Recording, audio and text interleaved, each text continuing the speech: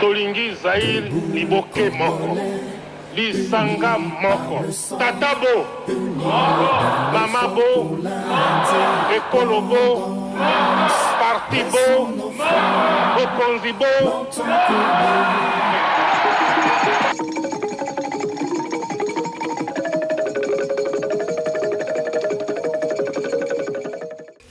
Tokutani lisusu ba mama batata bandeko lelo toko résoudre problème ya Félix Tshilombo Tshisekedi na Maître Gims.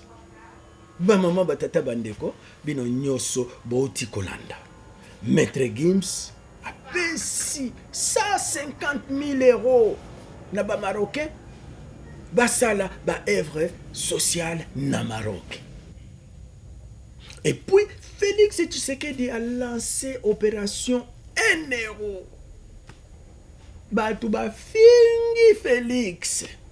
Lelo to aborder problème wana. Ngai moko. Papa humanitaire. Nazo comprendre les sous-soutés. Tolingi Zaïr Liboke Moko, Lisanga Moko, Tatabo, Mamabo, Ekolobo, Partibo, Okonzibo. Depuis mes 15 ans, j'ai toujours dit que je ferais ce projet-là, Inch'Allah, pour ces villageois. Il a été conçu par les mains des villageois entièrement, gratuitement. J'ai ramené les fonds, alhamdoulilah, tout s'est très bien passé. Donc aujourd'hui, je suis content de voir les villageois contents aussi. Je me rappelle à l'âge de mes 12 ans, quand je venais jouer ici, c'était un peu bancal. On jouait sur un terrain un peu bancal. C'est pour ça, moi, je me suis rappelé de ces moments-là. Et alhamdoulilah, ça m'a fait plaisir de faire ce projet.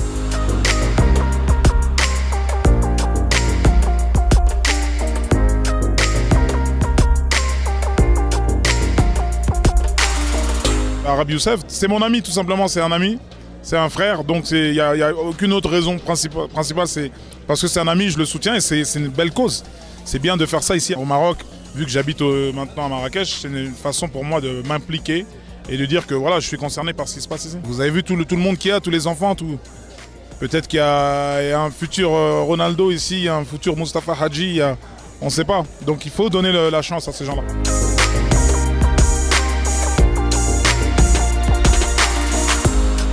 Je suis venu pour Youssef, Aram. Je le félicite publiquement. Je l'ai déjà félicité, bien sûr, mais j'ai vu des photos. Aujourd'hui, on est sur le lieu de cette réalisation qui est magnifique et on peut être qu'impressionné déjà par la volonté de faire ce projet. Je pense que c'est quelque chose d'extraordinaire. Ça ne devait pas être facile de faire ça dans cet endroit et puis pour tous ces gens, je pense que c'est quelque chose de merveilleux. Comme quoi tout est possible. Moi j'ai grandi comme ces garçons-là, de leur dire, moi j'étais comme vous, j'ai eu la chance, mais il faut y croire, il faut travailler. Donc aujourd'hui vous avez la chance d'avoir un complexe qu'on n'a pas pu avoir nous. Donc aujourd'hui, ça leur permet d'être actifs, de leur temps libre, de pouvoir s'exprimer, d'avoir un lieu de rencontre, un lieu de rassemblement. Et il vaut mieux que ce soit sur un terrain de football. Il faut qu'on pense à faire ces initiatives un peu partout dans le Maroc parce qu'il y a vraiment du grand talent au Maroc et il faut aller le dénicher là où il est. La question où il faut analyser les lots, est-ce que biso banapoto, mituna biso ebeba? Ou bien, biso nde toleki mayele batu nyonso ya mokili.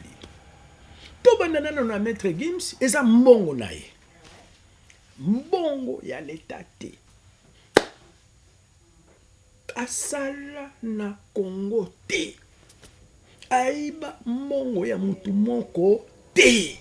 Mbongo na ye moko. Basengi ye apesi. Yabino nini nakati.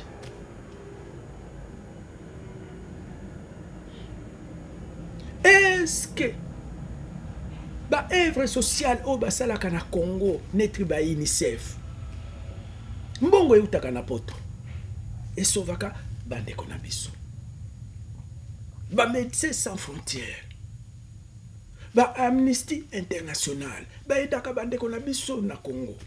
Est-ce que bandeko na bango balobaka pona nini boke ko aider ba Congolais?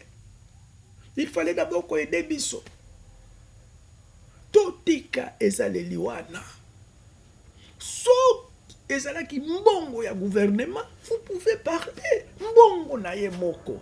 Est-ce que maintenant bino bakongolais bino bato oyo bozo critiquer ye bopresentaki ye projet de société na Congo oyo aboyaki kopesa mbongo bopresente eloko moko te Cyprien Wetchi aye na projet ya koede bandeko na biso na Congo bobandi kofinganga. Est-ce que bamarocain bafingaki promoteur ya projet wana bamarocain bazalaki derrière promoteur ya projet bamemi yango epai ya Maître Gims. Maître Gims a financé botika esprit wana. Cette fois-ci tokotika bino te tokozala na courage ya koyebisa bino tokomi na deuxième cas ya Félix Tshisekedi Tshilombo mwana etu mtoto ya papa Etienne Tshisekedi asengi 1 euro. Asengi bino 1 euro te, asengi 1 euro na ba membre na ye ya IDPS. Kutu ba membre ya IDPS basa soki 20 ans bafuta quand même carte te. Asengi bango 1 euro po akende ba élection. Est-ce que asenga ki bino? Mais soki yo boy kopesa 1 euro na yo kangambanga na yo tika Félix asengi mbongo na ba membre ya IDPS. Félix akangi singa mutu moko te po abimisa 1 euro. Mutu na mutu azobimisa 1 euro na ye pour faire plaisir na IDPS. Peut-être azwa mikanda derrière IDPS, une façon de reconnaître l'IDPS. N'oubliez pas que bato ebele bazwa mikanda wana poto grâce à IDPS. Malgré que mikolo yo bato ebele bakomi kozwa mikanda derrière ba combattant na ba résistant basali ba groupe na bango bakomi kokomela bato ba papier wana po ya kozwa il faut kofuta 200-300 euros. IDPS donné gratuitement papier pour prouver que tu es membre de l'IDPS. C'est ça la puissance de l'IDPS. Botika Félix asenga 1 euro azosenga mbongo na bino te botika mitema mabewa. Ngai na bandi opération na ngai ya kosenga mbongo nakende kofuta minerval ya bana na biso boso finga ngai. Maître Gims apesi mbongo na ba marocain bofingi Maître Gims. Wetchi bofingi Félix asengi mbongo bofingi ye bozo luka nini mutu na bulo na ye. Botika biso ngai politique na kosala te ngai naza kaka na projet na ngai na koma télé école. Toute ma vie je me battrai pour réaliser ce projet et chaque année nakobanda kosalaka collecte des fonds nazwa mbongo ya mutu moko mibale wana nakozwa moko mibale nakofutela ya minerval. Année prochaine nakofutela yango minerval. Chaque année 10 jours moko ba bénéficiaire ya prix oyo bakozala ba ministre bakoya kotombola projet oyo nakotika te. Naye na projet awa ya ba témoin bofingi ngai natiki projet wana naye na projet mosusu oyo ezalaka ya théorie ya Cyprien Wetchi. Bana mama batata bandeko. Na fin du mois d'octobre nakozala na kine Farafa na papa Shadari, Farafa na papa Mokia, Farafa na papa Kamere, papa Tshisekedi, Tchani, bakandida nyoso mutu na mutu apesa cotisation na ye awa pe bastar nyoso bayebi les habits de Wetchi pe bayebi projet des habits de Wetchi. 26e année, 26 ans. L'air to bandaki 93-94 ans na poto. Yo ozalaki wapi? ozalaki na âge nini bamama batata bandeko quand même je mérite vraiment félicitations hein? Yango nalobaka na bino modèle na ngai ya vie ezalaka Etienne Tshisekedi, la constance dans ce qu'on fait. 26 ans. Même projet et réussir tes années, te reprendre. À partir à lundi, au pesi mbongo, to filmer yo, émission na biso ya Kinshasa, ekozonga.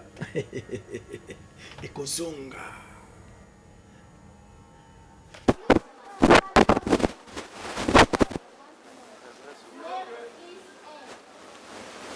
Chers élèves, oyez!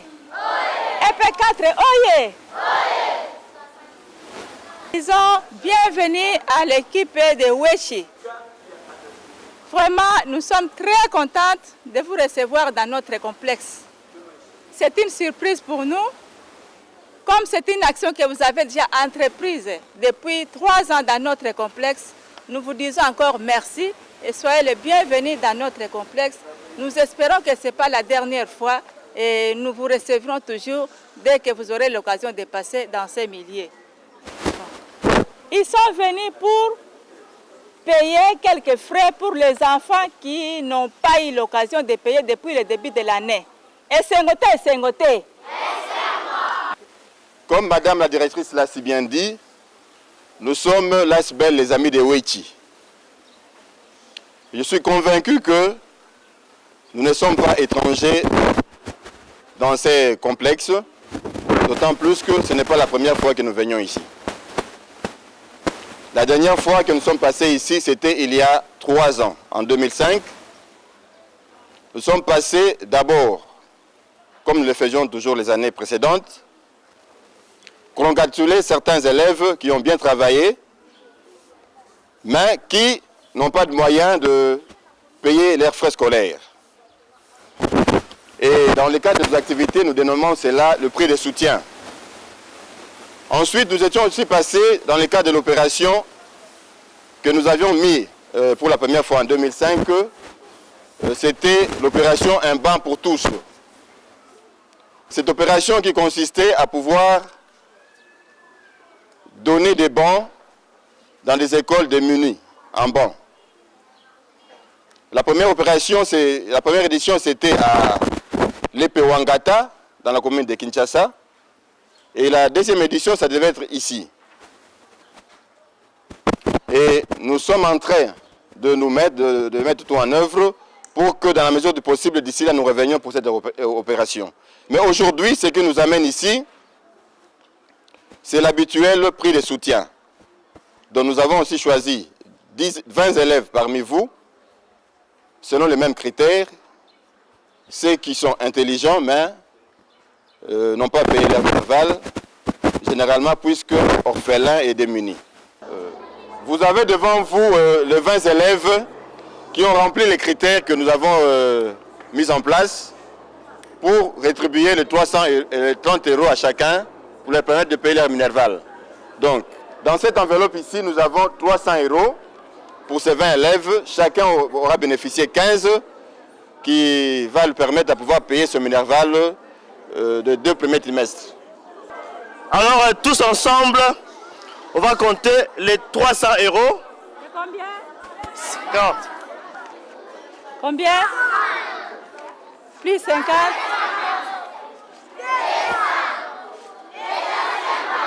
Et Voilà. nous comptons.